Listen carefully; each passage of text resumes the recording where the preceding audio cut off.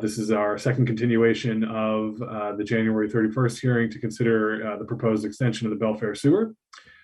With that, we'll begin with our Pledge of Allegiance, and Commissioner Nevlin, if you please lead us. I'd be honored. I pledge allegiance to the flag of the United States of America and to the republic for which it stands, one nation under God, indivisible, with liberty and justice for all.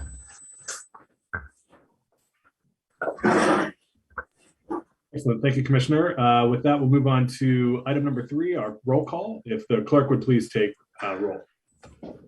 Commissioner District 1, Randy Netherland. I'm here. Commissioner District 2, Kevin Schutte. Here. And Commissioner District 3, Sharon Trask. I'm here.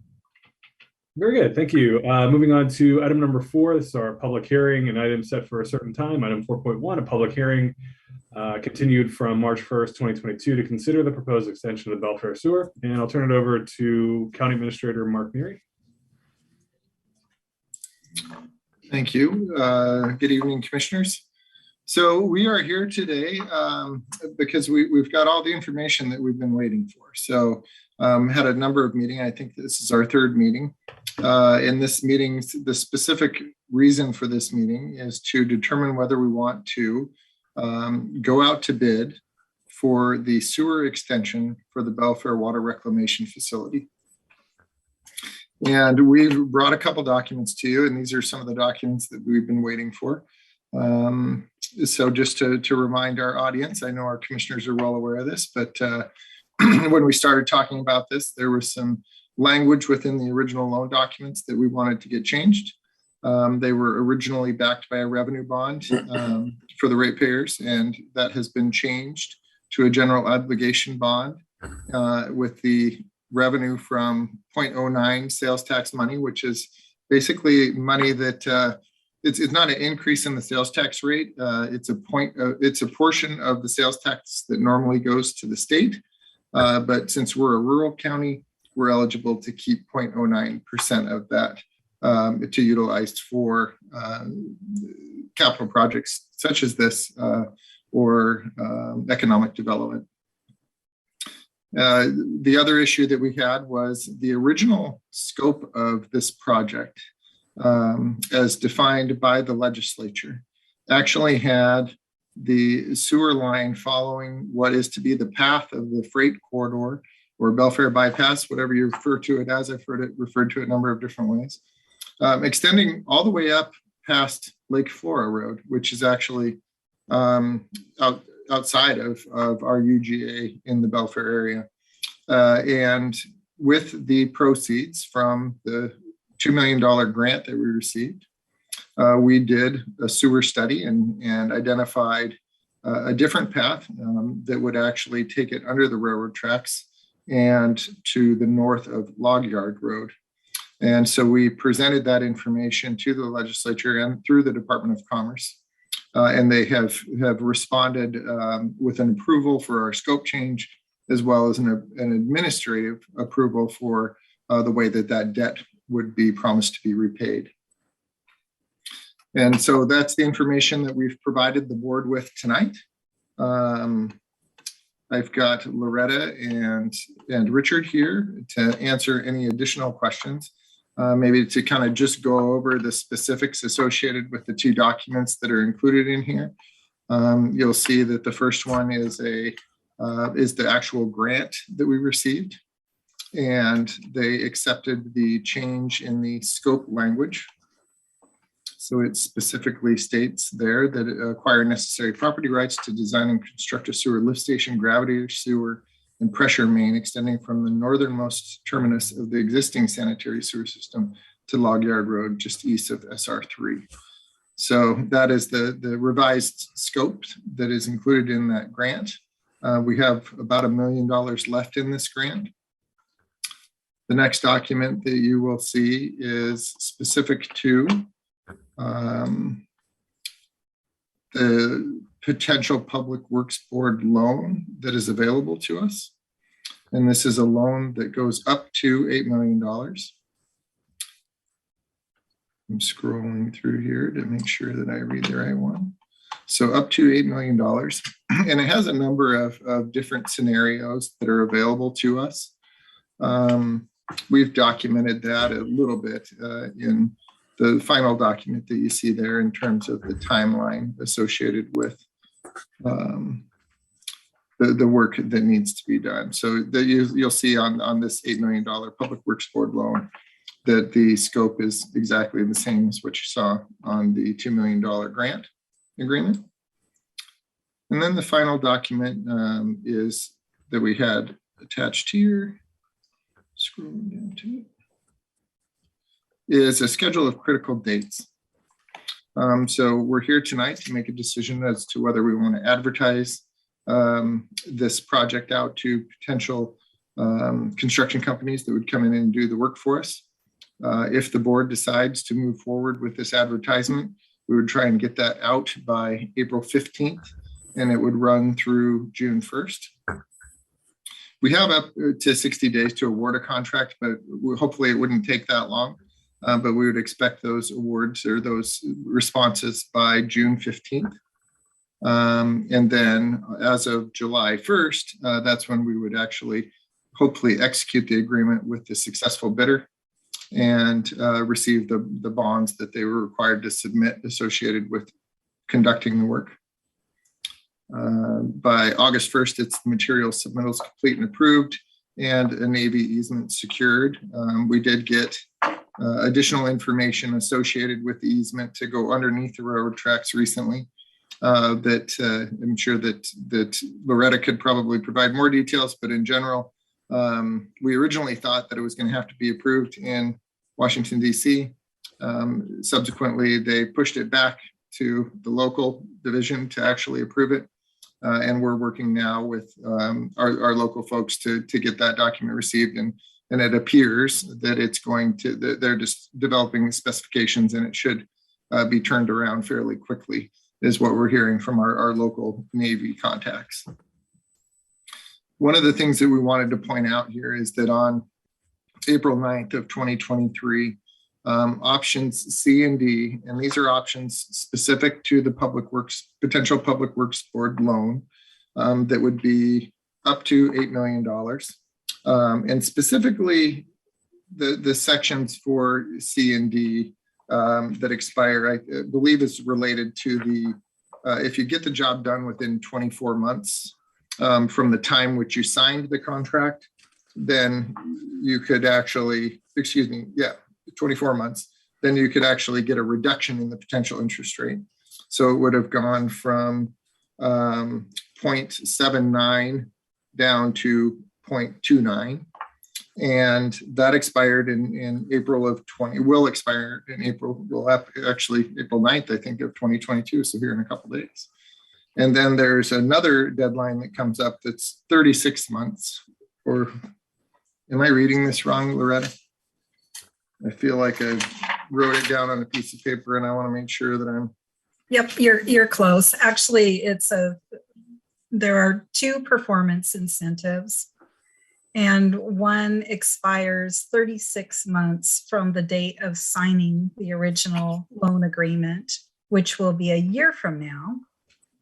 And the second performance incentive is 48 months from the date of signing. So Thank you. 2 years. Yep. And the 48 month provision. So if we got it done by 2024, April 9th of 2024, then Correct. The interest rate would be 0.54%. That is correct. So we did not include that in here. So I wanted to make sure that the commissioners and the public were aware of what options C and D are. And options C and D are that 36-month time frame for a turnaround, which would be, it would have to be complete by April 9th of 2023 in order to get the 0.29% financing. And we don't believe that is that's very likely or even possible to be able to meet those. So we're hoping that the project could be complete by November of 2023 and then do the certification. Then qualifying for options A and B. And options A and B were the reduction down to 0.54% interest. You have options. You can go 0.54% interest, or you can increase the length of your loan at the 0.79%. So those are options that the commission would have to determine which one they would want to take advantage of at that time. The project must be complete by April 9th of 2025 under this financing of a Public Works Board loan. Okay. So Mark, I believe, go ahead. Sorry. no, I believe that was all I had for you. Okay. Loretta or Richard, do you have anything to add? Okay. Mark has covered it all, and only the one little correction about the timing on the loan. I guess the other one small addition to keep in mind is that there is a 5% loan forgiveness provision in the contract as well. Okay. Very good. Thank you. Mm-hmm. Okay, commissioners, any questions for staff? Yes, I think, Mark, I understand you had a meeting with Mr. Overton in the last 2 weeks. I did. And at that time, you guys asked him about whether he'd be interested or willing to pay for part of the project through his property. What was his response? That he was not. Okay. You also asked about the easement of us putting this through his property. What was his response? That he wasn't going to give anything away for free, but he would be willing to negotiate with the county on that item.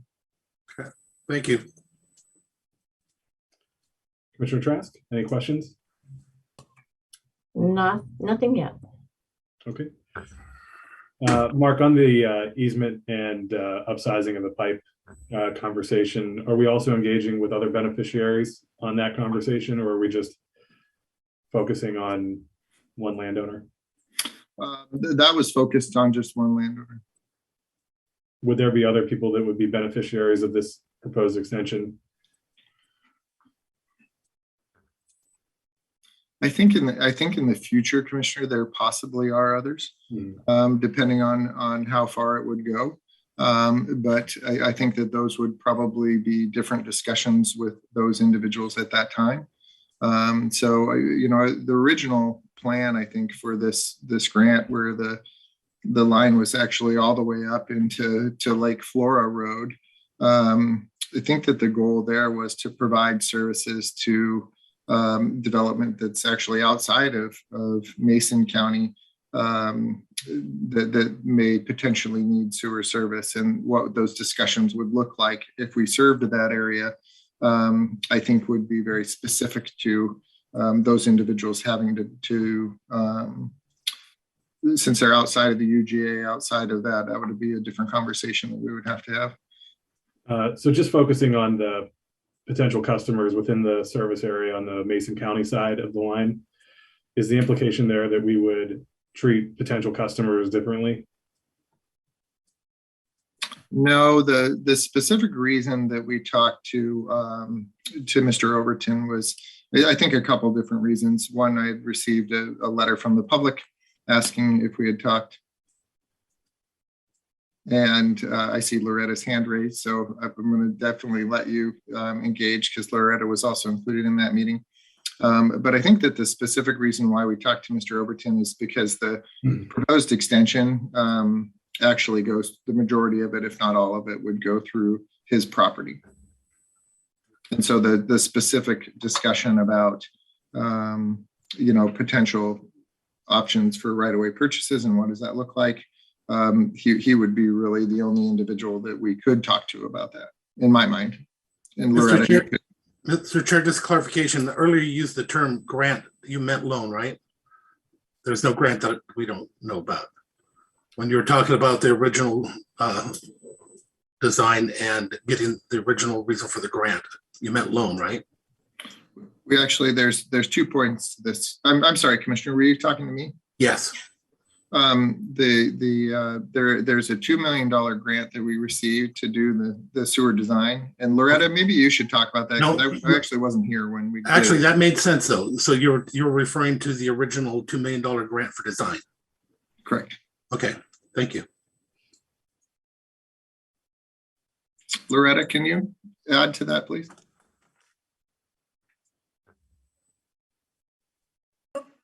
Get me unmuted here. Sorry, apologies.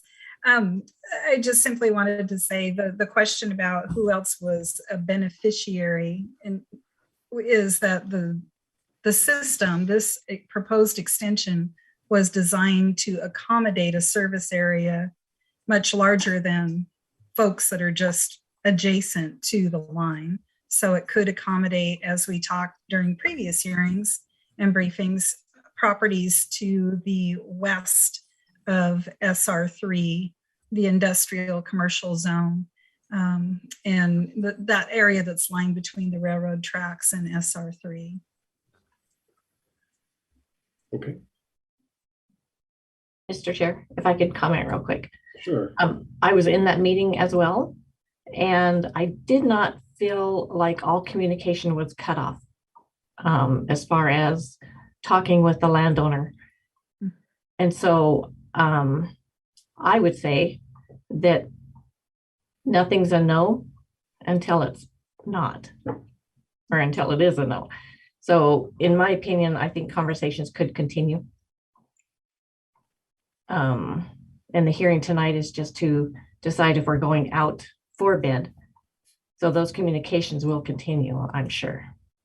Not with just that landowner, but with landowners across the road on the west side, across the 3 on the west side, and others too.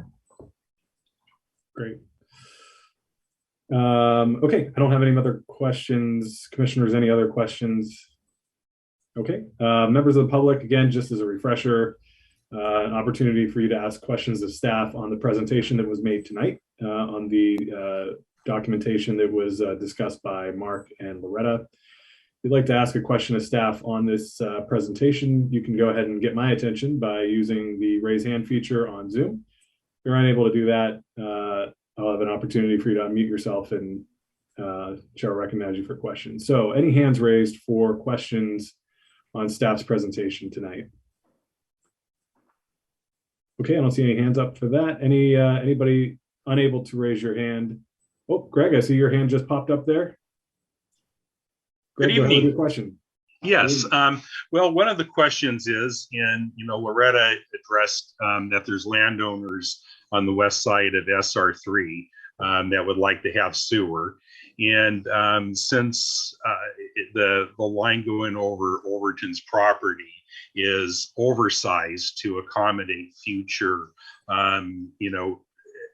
extensions, I'm kind of wondering, because we're talking about taking out $4.5 million just to put the line over on Overton's property. If we go under SR3 and have to push under the highway, are we planning on taking out another loan for that, or are we going to make people like Bob Dressel and Jack Johnson pay for it? I'm just concerned where we go, further.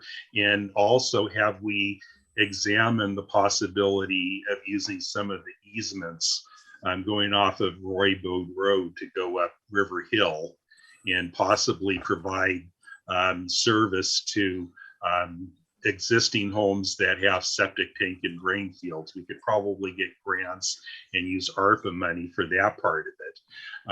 And I've seen email and other communication, and I know that Bob Dressel wants sewer on his property, and I believe Jack Johnson does as well. If we got the sewer with grant and ARPA money up to River Hill, we could probably have it so it's close to being attached to where Jack Johnson and Bob Dressel could take off from it from there. So do we even need to go back under the highway? I mean, there's some things that probably really need to be addressed. And I wanted to have Loretta, Richard, and Mark all feel free to, to answer this. What do you see as the future here?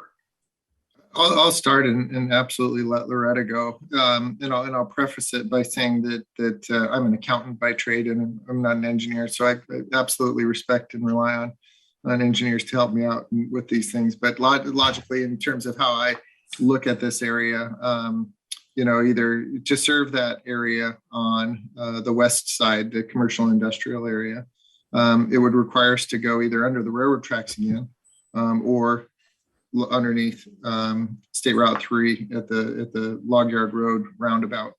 And then there's also quite a bit of land variation.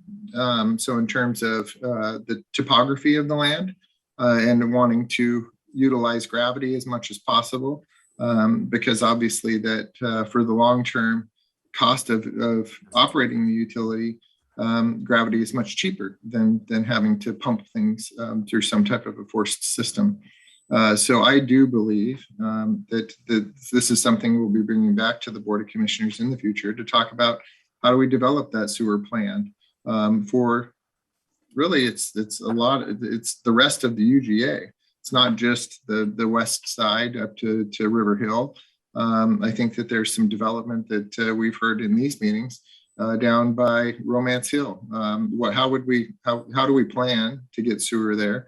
And then researching some of the same opportunities that we've done in the past, looking for grants that are available to help us do some of that work is absolutely something that we would continue to do. Loretta, can you provide some additional insight into that? I think your handy accountant mind has absorbing well, Mark. I don't really have much to add. I think the high points are exactly that. We still have quite a few areas within the UGA that will eventually be served by the Belfair Sewer. And what we're talking about tonight is the area that commissioners next said, focus on this, Public Works. This is the area we want to look to serve. And so we went forth, we looked for funds to design and move forward with construction. You've previously heard that we looked for a grant. Well, we received a grant for the design. We received a loan offer, which a very favorable loan offer for the construction piece. And what we would do for future phases, Greg, would be to, again, regroup and say, all right, what's the next area that we need to look forward to serving, and go on the hunt for grants, ARPA, whatever funding source may be out there, and begin that design and construction process. Okay, thank you. One other question that kind of leads into this, and that's I've heard that where Jack Johnson's property comes up to the railroad, that there is some type of an easement going under there that was obtained around World War II, and that I think that there's also a road that goes over the tracks right about in that area. Would you be able to go under the railroad tracks there without having to go through the long permit process? So my understanding, Greg, and I would need to look more closely at the terms of the easement, but in our recent conversations with the rail, an easement for a road crossing does not equate to an easement for a utility crossing. Okay. All right. So if there was not explicitly already an easement crossing granted to the county for sewer, we would need to pursue that with the rail. Okay. Thank you very much. You're welcome.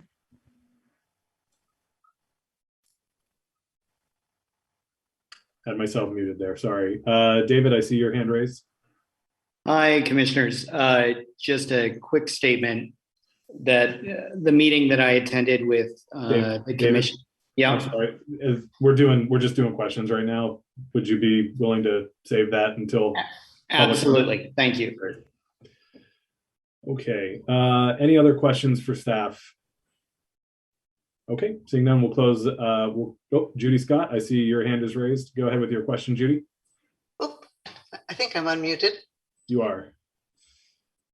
I just wanted to clarify, I see that there is removing a requirement to adopt a rate increase, of which you guys had talked about before. So is that true, that there won't be a rate increase?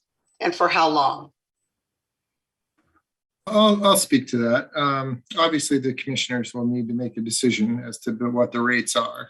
But I can tell you from my perspective of it, the specific rate increase that was referred to in the past, Judy, was the 87. There was in the prior loan agreement, there was a revenue bond, and there were some stipulations in there that if you didn't have enough customers to pay for it, then it could potentially impact customers to the tune of $87 a month to pay back. That part has been removed, and so there will not be a rate increase associated with paying this specific debt back, since it's now a general obligation bond as opposed to a revenue bond. As far as rate increases for our utilities, the cost of operating our utilities continue to raise, just with everything else that raises. So for me to say that I would never bring a rate increase before the commissioners to consider would be inaccurate. I think that we have to, just like we do in some of our other utilities, on an annual basis. We actually have written into our code that we evaluate the CPI for the specific area, and rates are increased by the CPI on an annual basis. So I do believe that as Belfair continues to develop and we continue to get more customers, that's definitely going to help the need to rely on 0.09 funds to help cover some of our O&M costs that are more than what we receive in rate revenues. And we've presented a lot of that information before. And I think that it's also an opportunity to come back to the board and have a larger discussion about rates and how they're structured. And so I do believe, and I'm going to be working with staff to present that information to the board in the future. Okay, one other question. I'm not sure. I had mentioned this before about, is there any kind of fees that once the properties get sold, will there be any payback to help recoup some of the costs to the, when properties are sold? That's actually an interesting question. So there's, the way that we receive revenue, it comes in various different sources. So there is, when a piece of real estate property is sold, that's where the revenue that we get for the real estate excise tax comes from. So there is a portion that comes from that on property sales. As far as if you're asking specifically associated with property sale, associated with the cost of this extension process, we have not discussed that with the board as of this time. Yeah, that's what I was referring to. Thank you for clarifying that. I'd like to see something in regard to that. I see that's not even addressed on any of your criteria here, but something to think about. So thank you. Great. Thank you, Judy. One last call for questions. Okay, seeing none, we'll close the question and answer period of tonight's hearing and move into public comment. Again, the best way to get my attention is by using the raise hand feature on your Zoom screen. Like to remind folks that we want to get as much comment from as many people as possible, and so keep your comments concise. We just ask that folks try to keep them to about 3 minutes per comment, just to accommodate everybody who would like to make comment tonight. The first hand I saw up was David Overton, and then I did see Phil Wolf's hand go up, and now it's gone. So we'll go through David and then see if Phil wants to make comment. Hi, good evening, commissioners. I just wanted to give you my impression of the meeting that I had with Commissioner Trask, as well as the utility staff and the county administrator. What I stated in regards to any easements were that we don't enter those conversations until we have those easements appraised, and none of that appraisal work has been done as to yet. But I can tell you what we've done in the past. Mason Transit had a project up in the same vicinity that this one is having, is being built, and they had a requirement from WashDOT for some additional land, and Mason Transit had not put that in their budget, and so we had it appraised and we entered into a right-of-way donation to WashDOT. So we have done it in the past, but our standard practice is we don't give away things before we know what their value is. And if we're dealing with a public entity, that our requirement is that everything needs to be appraised rather than just negotiated. So there is transparency. So we're willing to work with the county on those, but until we know what the project is and we've had a chance to appraise those easements, we can't really answer that question. So we're willing to work with the county. And then in regards to connection fees or whatever the structure is, we ask that everyone be treated equally. So whether you're a property owner that already has sewer in front of your property, when you go to connect, you would pay a connection fee. So I saw that Judy Scott was on here, and she owns properties in downtown Belfair that currently have sewer going in front of her properties. She's not paying until she doesn't pay a connection fee until she has a project to connect. I think regardless of the property owner, the policy should be neutral, and we are happy to pay the connection fees that the county establishes, just like anyone else has in the past. So I think that's a fair policy, and it's neutral as to whose project is connecting. Thank you for the hearing tonight, and we encourage you to move forward with the decision tonight if possible. Take care. Thank you. Bill, I see your hand is now raised. We'll go with your comments. Yeah, thank you for my opportunity to comment. I think as Greg mentioned earlier, I'm Jack Johnson, and Bob Dressel. I mean, over on the other side, I'm of Highway 3 desire, a desire hookup, and that going up River Hill could be an opportunity to make more connections in a more environmental sensitive area. Again, the sewer was originally, came into being to fixing an environmental problem. Properties that are wet, properties that are near rivers, should be the priority for public funds. If we're spending, developers should pay for development. And, I think the landowner needs, with the original proposal, I think the landowner needs to pay. So, a significant amount of the cost. That landowner has been paying taxes on forest land, which is pennies on the dollar of what every other resident, I'm in Mason County pays. Understanding that when they do develop the land, obviously they will be paying highest and best use, but for years they've been paying on forest land values and taxation. So that's my comment. Thank you.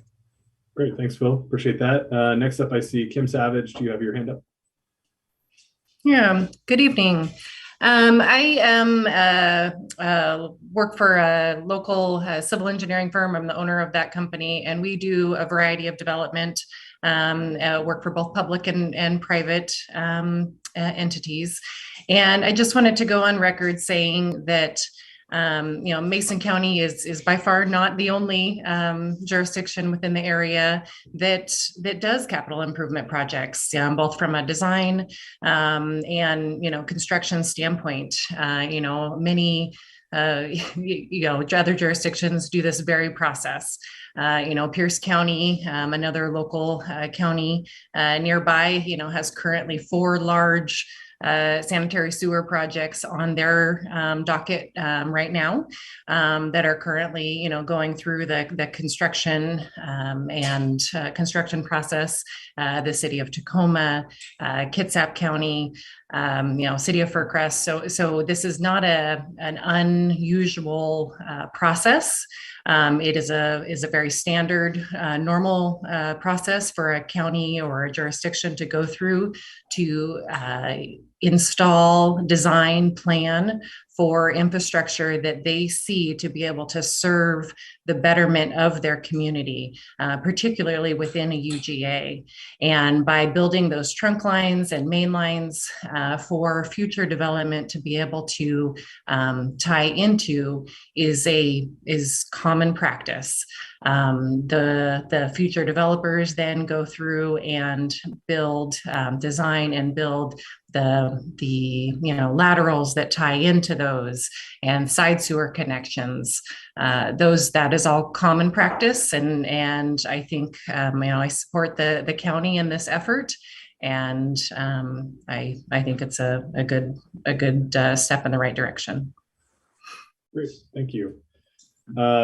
Jeff Carey, I see your hand is raised, and then I have Herb Gerhardt for him, and then Kim Wilson. Jeff, go ahead with your comments. Hey, thank you, Commission. I'm going to speak more to the strategic view of it. I've looked at this. I'm not I'm okay with Belfair developing its sewer and extending it, and paying for it and moving ahead with it, and that's fine. It's how it's financed I'm concerned about. Since our last hearing at the beginning of March, I looked at about 20 some odd different entities, sewer entities in Western Washington, from Port Orchard to West Sound to Squim to, Port Townsend, Port Angeles, Olympia, Shelton, others. And one thing that comes up to me, that stands out fairly clearly is how they finance these extensions. And almost all of them on the developer side, the developer pays. And I didn't find a single one where the construction would go the way the approach that Mason County is looking at here. And so that concerns me a little bit, because it's like these counties and these other sewer entities have, like latecomers and different things that, the developer can recoup as things happen, but not in the initial laying out and installing the extensions. So like I said, I've looked at 20 some odd. I don't see any that are going in the direction we have. It just doesn't seem, I've mentioned this to one of the commissioners, and I mentioned to, your administrator, but it just doesn't seem like I get the point across that, the financing's been done differently throughout the years in Mason County and in other sewer entities. So I'd like to see the county go back to that approach, because otherwise, to me, it gives the appearance that there's something not on the up and up. It does. I mean, if all the other counties and all the other agencies and what have you that can process sewer are dealing with this one way, and we're doing another, then my question is why? And the other side of that is, after all these years of having North Bay, or even just talking Belfair, we still don't have a comprehensive sewer plan. At least Shelton does. You may not agree with it, but at least they have a plan. We still don't have a plan. We have some projects, but all I can say is I don't think it's proper the way the county's approaching it based upon my readings of other agencies. So thank you. Great, thanks, Jeff. Herb, and then Kim. Herb, go ahead with your comment. Okay, yeah, it's Herb Gerhardt. I live in Belfair, not in the UGA. My main comment is David Overton made a comment urging you to take action today. Looking at your agenda, this is a special meeting. Your agenda does not say that you're going to take any action. Therefore, it's not going to be legal for you to take any action. This is just a hearing conclusion. As far as the sewer itself goes, I don't have a bone either direction. All I know is we're in serious financial trouble. Any way to get more money going, I'd have to support that. That's it. Thank you, Herb. Kim, go ahead with your comment. Oops. So I just, I'm not against having the sewer there. I'm like many other people that have said that it's the way it's being financed. And I know that, well, in the developments that I've been involved in, if the developer brings the utilities in, develops the lots, and then they sell them to the builders. And the builders are the ones that have to pay the sewer connection fee. So the developer of the land is really getting the sewer brought up for free and reaping the benefits, because it's making the property so much more developable with having sewer there that they're going to make, millions of dollars, where the county won't reap any benefits from it until the builder builds the house and pays the connection fee. So it just seems like we are padding pockets at the expense of the people that live in Mason County. So I want to see the development, but I want to see it done fairly. And I don't think that giving somebody something that you're not going to give to every other developer doesn't make sense. And then if you're hell bent on doing this, then there should be a latecomer connection fee or something for that developer per lot before he sells it to the builder that has to pay for the connection of the sewer. So that's all I have to say. Thank you. Thanks, Kim. Any other comments? If you're unable to raise your hand, go ahead and unmute yourself and state your name, and I'll do my best to recognize you. Okay. We did have one comment, Mackenzie, that was emailed in and requested to be read into the record from Ken Mardig. I apologize if I'm getting his last name wrong, but Mackenzie, if you're available, can you read that into the record? I am. So Ken wrote in my summary opinion statement. It is premature to initiate an expansion of the Belfair sanitary sewage as it is presently being considered. Only when an expansion can be supported by a bona fide ULID should such an expansion be initiated. With this approach, the benefiters will pay the total cost. General taxpayers' dollars should remain dedicated to conducting general county duties, which benefit all taxpayers as a whole. My opinion qualifications. I am Ken Mardig Jr., MSc PE, principal owner of Mardig Engineering, serving Mason, Thurston, Grace Harbor, Kitsap, and Benton counties and their cities since 1972. I have served as an engineering consultant to Mason County in my tenure. In addition to my Washington professional civil license, I hold a specialty professional hydraulics license. My engineering services include community facility planning, water, sewer, and drainage systems planning and design, ULID engineering and administration, environmental engineering, geotechnical report preparation, and watershed management, among other water-related assignments. And he also mentions that he's available for discussion. Great, thank you. Okay, and Mackenzie, did we receive any other written testimony requesting to be read into the record tonight? No, we did not. Okay, very good, thank you. Okay, just one last time, any other comments from the public in the Zoom room? Okay, seeing none, we'll close the public comment period for this evening's hearing and move to commissioner deliberation and or a motion.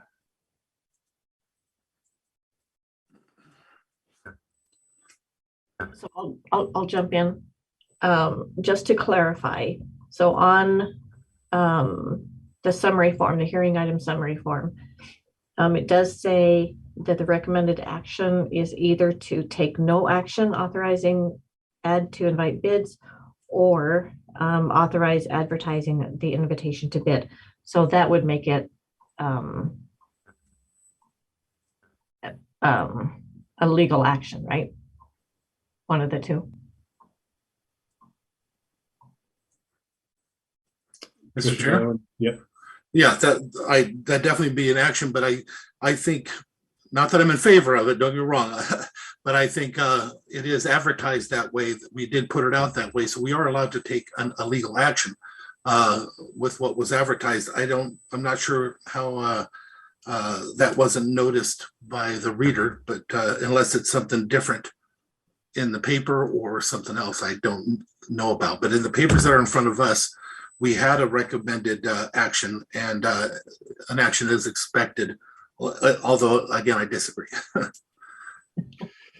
Commissioner, I wanted to ask sure.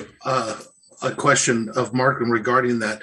Mark, if we were to take an action to advertise an invitation to bid, by doing that, is it not expected that we would fulfill that obligation if they come in with a bid that's realistic within the amount, because they spend time, money, and effort to put through those bids? So is there an expectation that we accept those bids, unless of course it's out of the ballpark of what we've been thinking?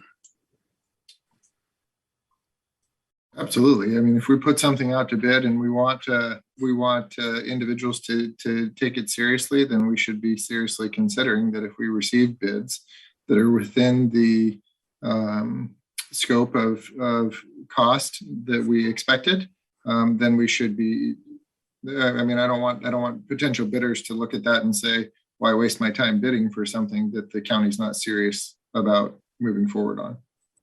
It doesn't require you to move forward on it, Commissioner Netherland, but I definitely would not want Mason County to get the reputation that we throw bids out there for people to respond to and then don't move forward. So if this does pass, it's a high expectation that it is followed through. This isn't just an exercise. Depending on what we've received back, right? So it's hard for me to make an assumption as to what we would receive back. But my expectation, and this is just Mark Neary speaking, that if we were to get engineers' estimates or if we were to get a response to the bid that was in line with what our expectations were for engineers' estimates, then my recommendation to the board would be to make a decision then to award the bid and move forward. But that's my recommendation, Commissioner Netherland. It's not a. No, I understand. Thank you. You answered the question that I was looking for an answer for. Any other? Oh, go ahead, Commissioner Trask. Sorry. Sorry. I spoke with Loretta this morning as well, and sorry, allergies. If the bids are extremely high, we don't have to take them. It's not mandatory that we accept a high bid. I agree with that. Okay. Great. Thanks, Mark.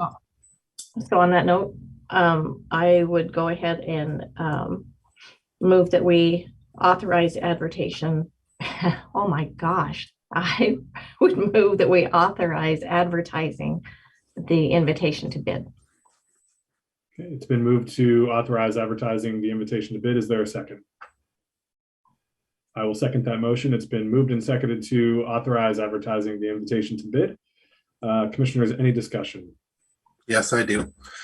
Commissioners, again, I think this is inappropriate. I think it's an inappropriate use of our money. I think it is a very special privilege that has been given specifically to an individual.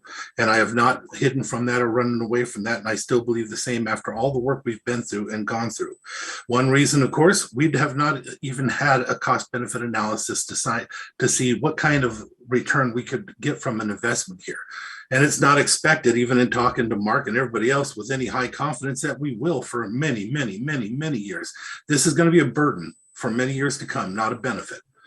With that being said, there's also, we could have our beliefs on it, but without an actual cost benefit analysis or some type of thing to show us how many units it's going to take to pay it back, how is that possible within that framework?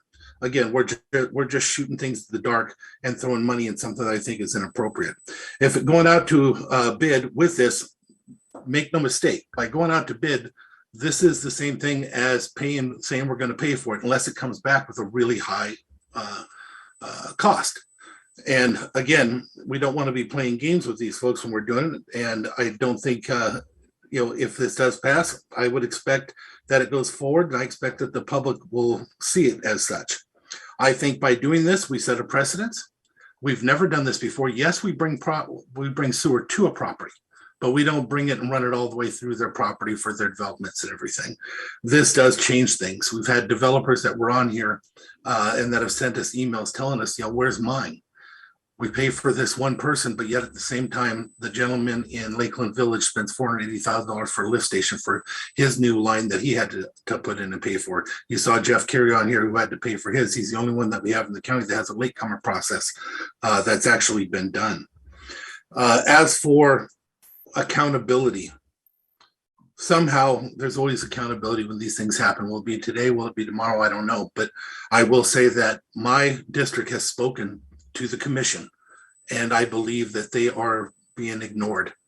I believe the county has spoken to the commission, and I think it's being ignored. You had 170 emails.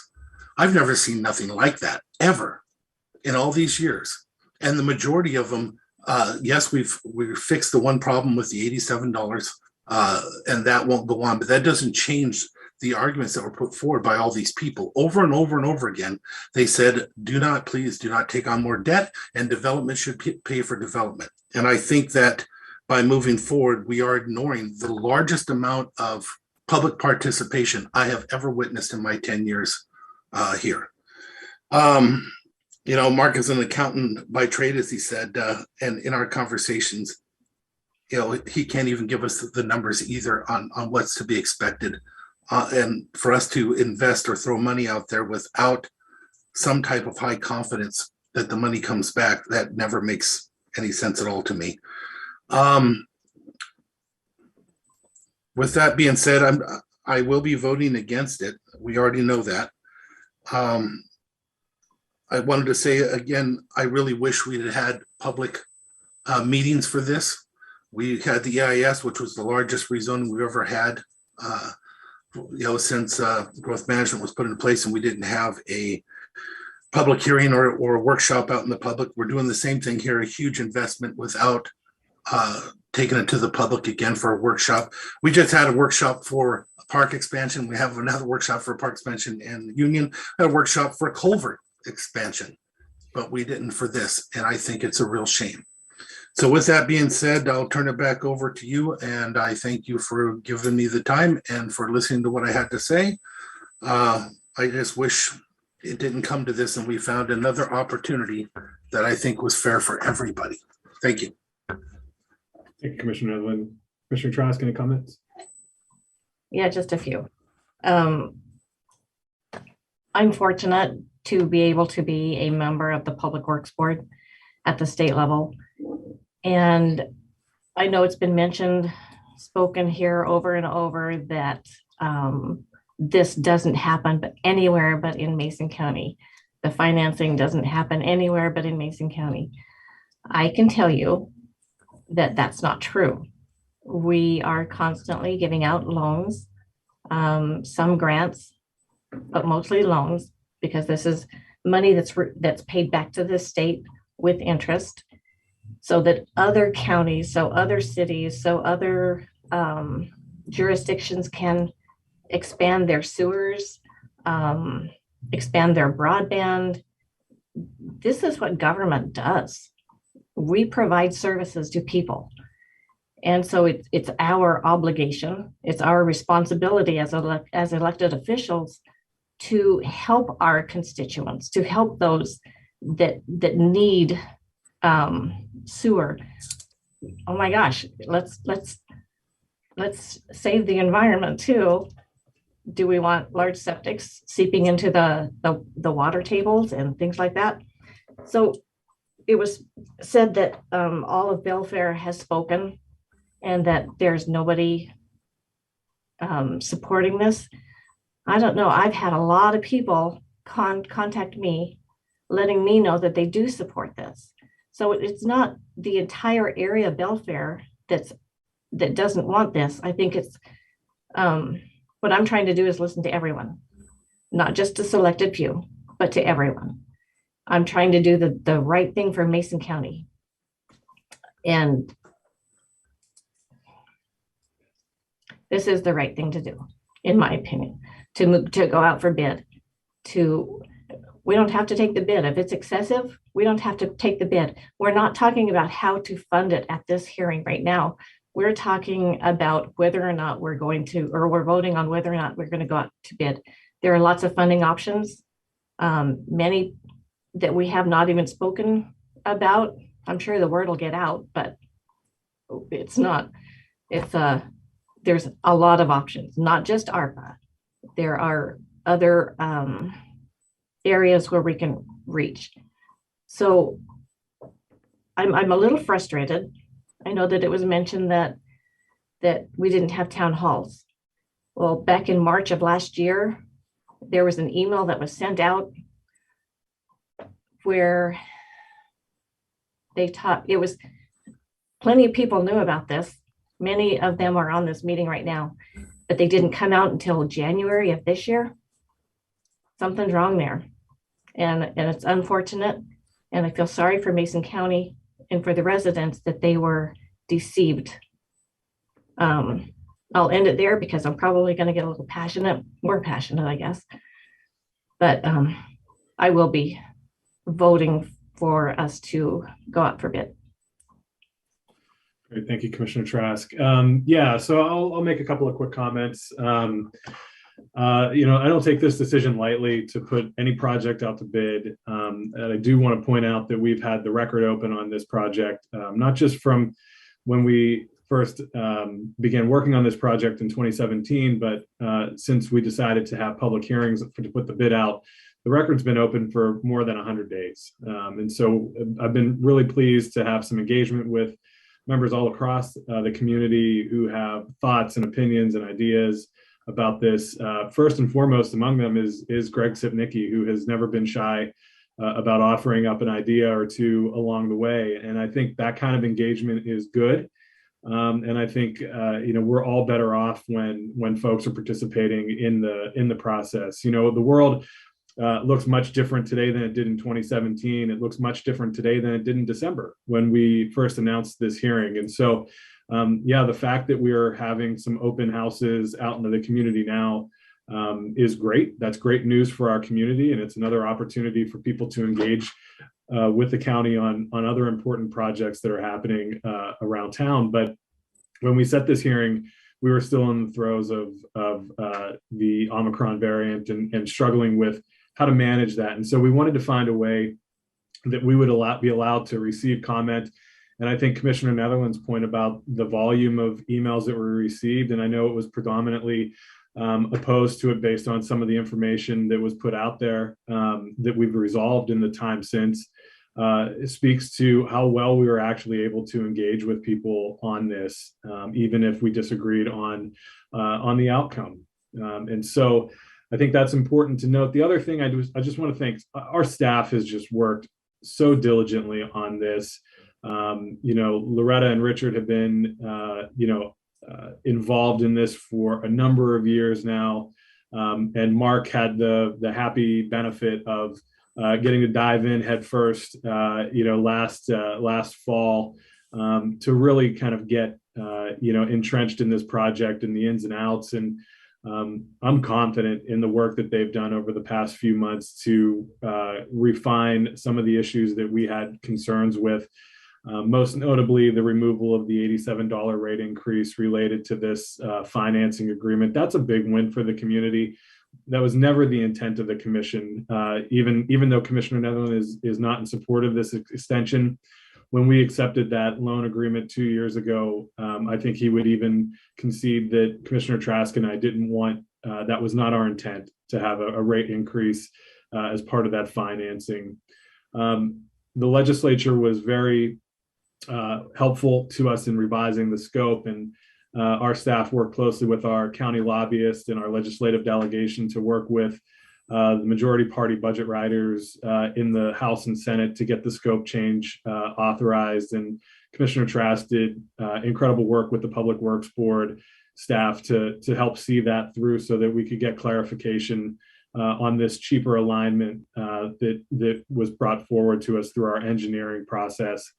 And then finally, I have to give a lot of credit to Congressman Kilmer and his Deputy District Director, Katie Crabtree, who was so fantastic to work with on figuring out where in the process our Naval Railroad easement was. And even though we're in different parties, Congressman Kilmer has always been super accessible and willing to step up and help Mason County when we needed it. And that was on display with Katie and her work and figuring out, does this need to get approved by the Pentagon in Washington, D.C.? Is this something that is now going to be able to be approved at the local Naval Base Kitsap level? And in one of those rare instances of government actually getting out of the way, our federal partners said, yeah, this actually can be approved at the local level.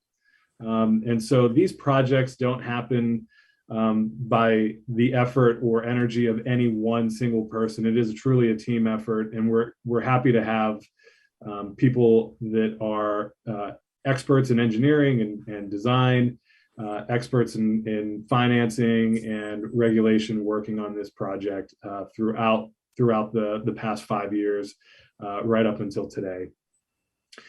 I also recognize that there are some issues that need to be worked out as we go forward in terms of the financing.